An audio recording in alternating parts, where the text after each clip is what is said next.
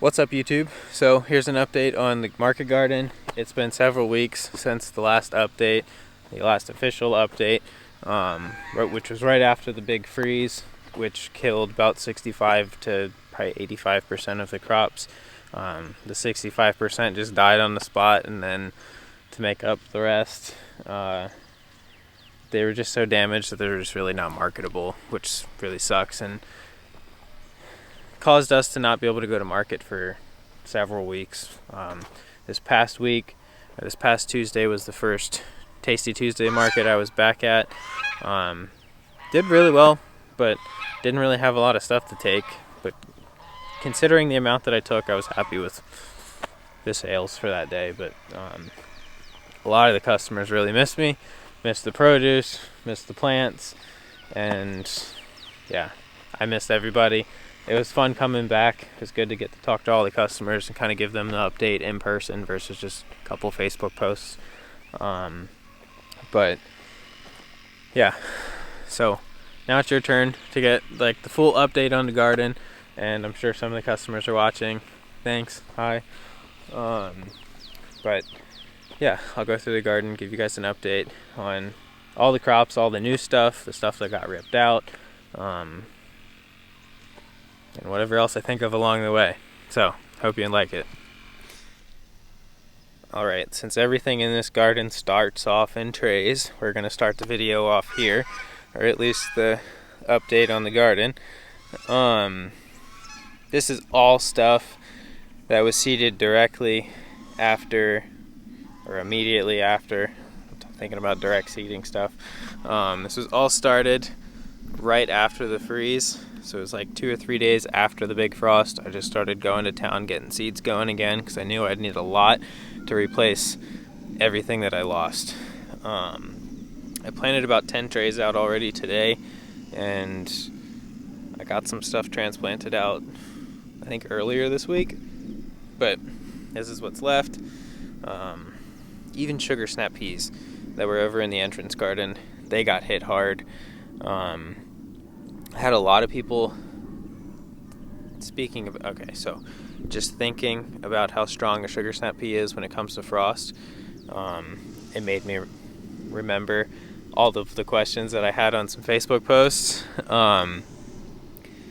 Everybody's like, oh, well, sugar snap peas or kale or spinach and lettuce, all of that can handle this temperature, blah, blah, blah, blah, blah. But people don't understand that in Florida, and anywhere really, where it's significantly warm,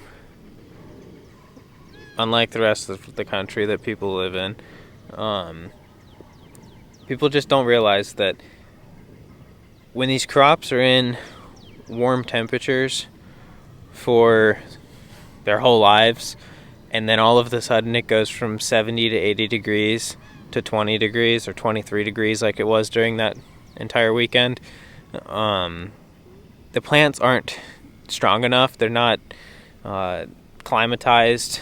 If you want to think of it in the sense of hardening off a plant, just like you would if you grew it under grow lights and then moved it out into the garden, you want to have that hardening off period where it goes from in the shade and then indirect light or whatever, and then you just kind of harden off the plant, let it experience the elements at a slow pace. And the same thing has to happen with crops when it comes to temperatures. And so all of these crops were like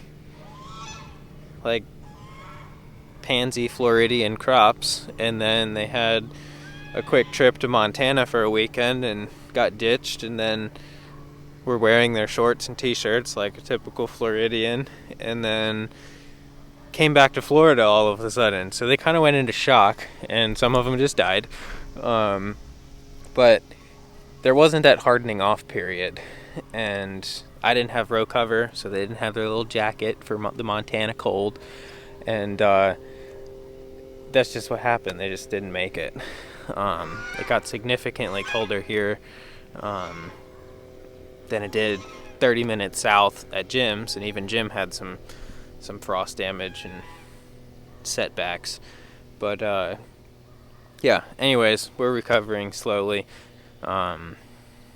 But like I said, those are all new starts. A lot of it's going out. within a week or two, most of that will be transplanted out, and then I already started some more seeds today, but next week will be another big seeding day.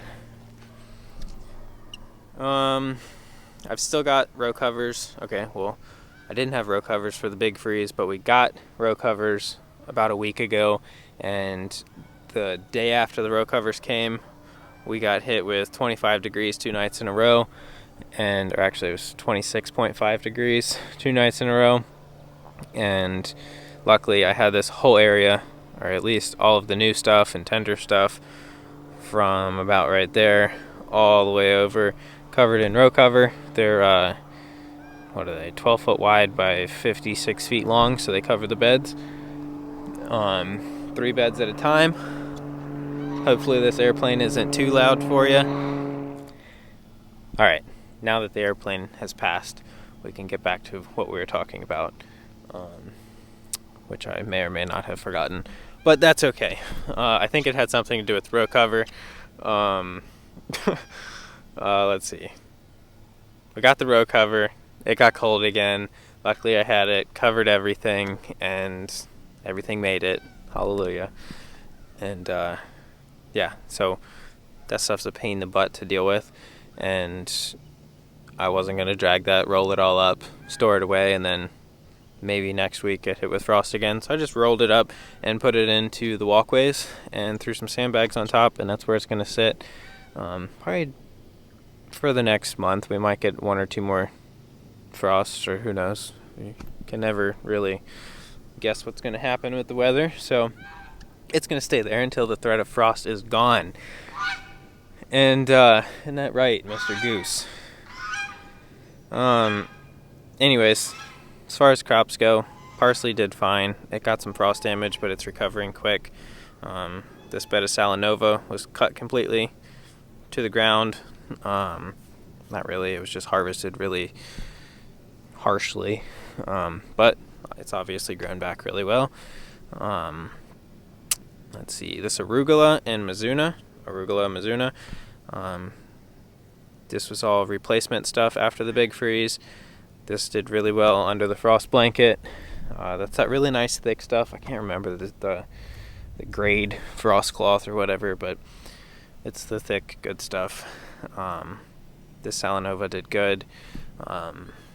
This bed, like I mentioned in the last video, was when it was transplanted, it was dunked in my compost tea, and that one wasn't, and that one was planted a week prior. That one had frost damage, this one didn't. Take what you want out of that. Yes, young transplants do handle the frost a whole lot better, I understand that, but they were about the same size when the frost hit, and I don't know, that was just a simple observation. Like I said, take what you want. I was pretty impressed by it though. Spinach, that did alright. It got some frost damage, but it pushed through and came around pretty well. What was in there? I think I had lacinato kale in that bed in the center of that spinach, and that was completely gone. Froze solid, just rotted and turned to slime in 3 days.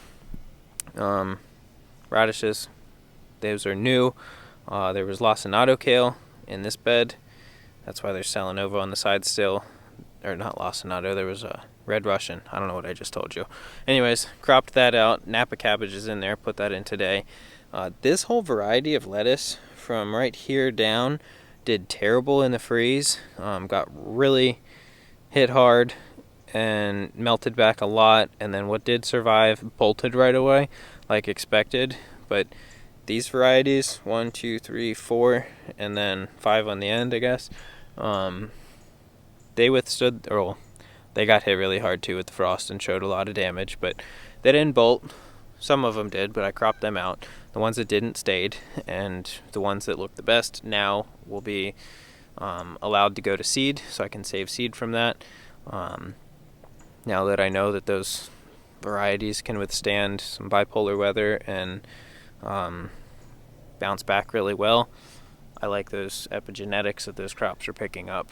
So yeah, going to be saving seed from different varieties of that.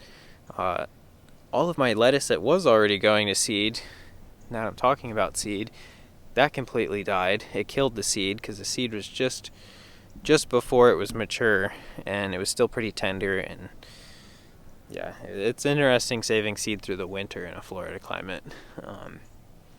That's definitely just been an experiment. But anyways, I don't remember what was in this bed, but now it's mustard. There's only 4 rows. I'll get baby greens off of it, and then mustard grows really quick here. So I'll get whatever baby greens I do or am able to harvest from it before they get too massive. They'll get cut small, and then I'll go through and thin the plants to about every 6 inches down the row and let them grow out to be mature mustard so I can do bunched mustard greens. This is a bed of carrots. I did pretty good. They were seedlings. They're growing really slow. Daylight hours have really slowed those guys down, but now that it's picking back up, they're picking up in growth. Like I said, I don't know if it was in this clip or the clip before, but yeah, this broccoli, I left this broccoli. The back end was a different variety that completely died, and then I had half a bed of broccoli over here, and that just looked rough. It was the same variety as this, but this one did better. I don't know what the deal with that is, but I thought I could get away with just pruning it really well, getting rid of all that dead, ugly stuff, and seeing if it branches out still, but this is all going to get cropped out. Got Hawkeye turnips, direct seeded after the frost, lacinato, and a specialty onion. It's like a golf ball size onion. That's there. This bed of spinach did fairly well. This Salanova did okay. What was here? I don't remember what was here. Doesn't matter though, because what's here now is a bunch of beets, and they're just starting to germinate. This was the red tabby spinach. That did not like the frost. It was really interesting to see how the space spinach over here did, which was planted the same time as this red tabby, and red tabby couldn't do it. So that got cropped out. And what did I put there? A purple pak choi this morning. And then, okay, so let's see if, I don't know if the camera will pick it up, but we've got 3 rows of purple pak choi and then 2 rows of radishes direct seeded on either side of that center row. They'll germinate and be cropped out in about 45, probably 50 days, since the daylight hours are still a little low. But by then the pak choi will catch up and take over. It'll work out. Collard greens got hit hard. Collard greens are supposed to withstand those really cold temperatures, just like the kale is, but like I said, stuff wasn't hardened off to the cold weather, so it just didn't like it. And then with irrigation problems for 5 minutes, that extra water and moisture sitting on the leaf didn't help. But like I said, I'm pretty sure I said it at least in the last update, the entrance garden, which is way over there, didn't get irrigation, but it got the same amount of damage. A lot of the damage didn't really show up until a few days after that video was published, and I posted some stuff to my stories on Instagram. But yeah, anyways, another bed of spinach, direct seeded. Bulb fennel, that got thrashed. It looked rough in the last update video, but 2 or 3 days later, this whole bed just turned to brown slime, and I pruned everything back just to the bulbs, and this is actually pretty cool, and I'm experimenting with it at market and seeing how it does. But even these bunching onion in the freeze, I think it was because all of this, the fennel greens, turned to slime and just weighed down and kind of crushed and shaded out the the bunching onion. And so, like I said, I just cut. You can actually see where I cut all of the bulb fennel leaves. When I harvest, I'll just break all these off. It'll be an extra step, but like, it's still quicker to just recover or salvage this bulb fennel than it is to start over, so it'll be worth it. But anyways, clean that fennel up like that. But when it comes to the bunching onion, I cut them right at the ground and left the roots in about maybe 1/4 inch to a 1/2 inch of that stump. And this all grew back within 2 weeks. So this is literally like, I don't know if the camera will pick it up. It's kind of a weird angle for me. Hold on. There we go. Barely. Anyways, that's about 8 inches to a foot further down the bed in some spots of new growth within 2 weeks. And I'm thinking in another 3 weeks, I'll be able to cut that off at the ground and bunch that up into a decent sized bunch and sell it at market. All those greens obviously went to the chickens because they were ruined, but the row of bunching onion that I have along the fence, that didn't get messed up because there wasn't any bulb fennel to crush it. But I started cutting that at ground level and bunching it up, and that sold really well. And I only had one person say, "Oh, what happened to the roots on the bunching onion?" And I just explained to him that it's just an experiment. And heck, I'll give them a discount if they really don't like it. But most people cut that much of the bottom of the bulb of the bunching onion off anyways. So I personally don't see it as much of a loss. But yeah, well, I'm experimenting to see with how customers take to the bunching onion like that, because if I can get regrowth on onions as quick as I got it in that fennel bed, because bunching onion takes a long time to grow in the winter here, that could really change some stuff. It could be really cool. But anyways, that's an experiment. I'll keep you updated on that. These carrots, they recovered really well. These greens got thrashed. This is all new growth coming up through all that old growth on the like yellowed out and browned carrot leaves. So that bed just looks better. I don't remember what was in this one, but this morning I got it planted with Tokyo Bacana and then radishes just like in that purple bok choy bed.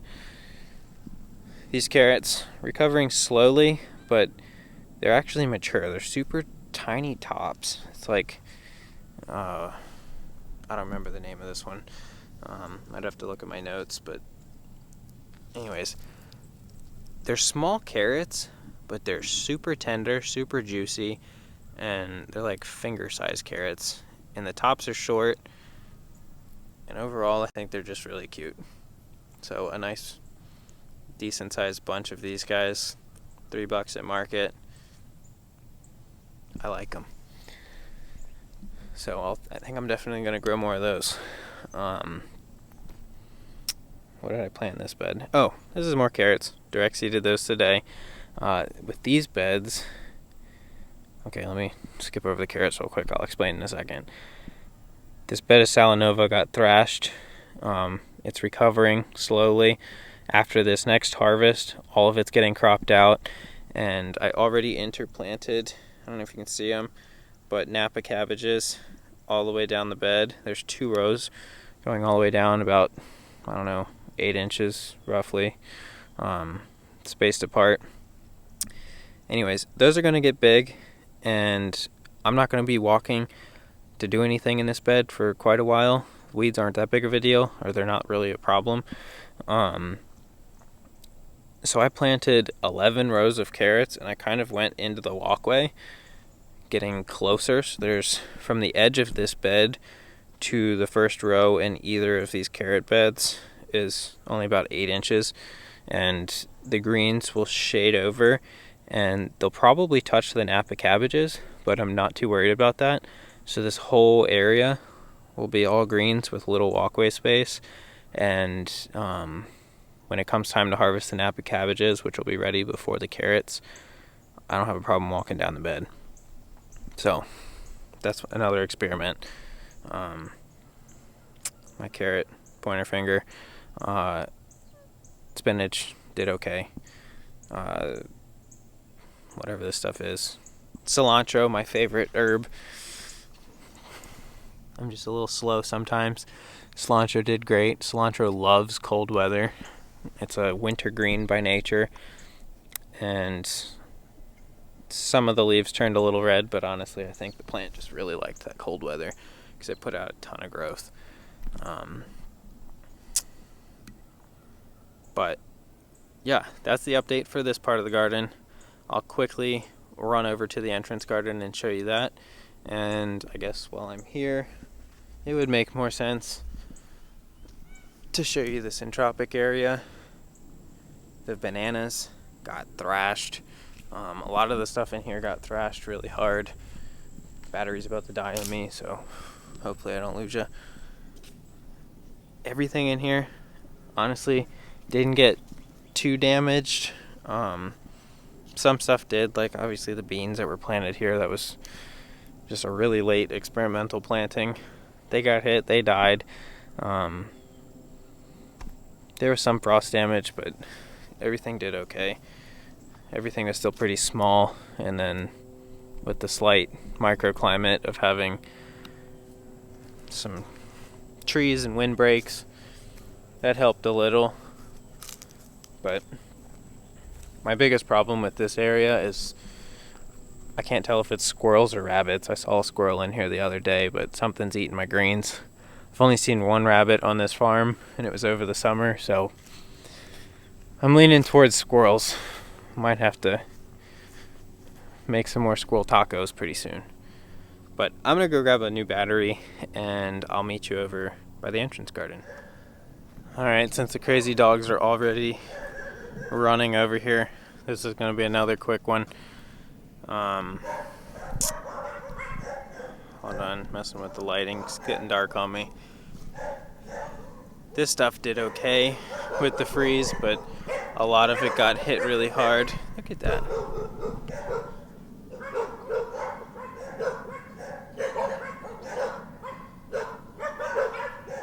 Crazy, crazy dogs. Anyways, this stuff is recovering fairly well. I pruned a lot of it back, and I can't think straight with the dogs barking for some reason tonight, but it's growing, and I'm going. You're welcome, dogs. That's what I deal with. I'm out there transplanting, and they're like right in my ear, and it never ends. But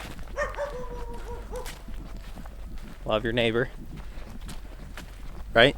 Right. Which means I have to love the dogs too. Anyways, the garden's doing good now. Now the goose is laughing at me. Garden's doing good, doing better, and it's recovering from the freeze. I do have to put another batch of my compost tea out there just to unlock some of the nutrients in that soil. There's still some tie-ups in some spots, and another batch is really just going to help it. So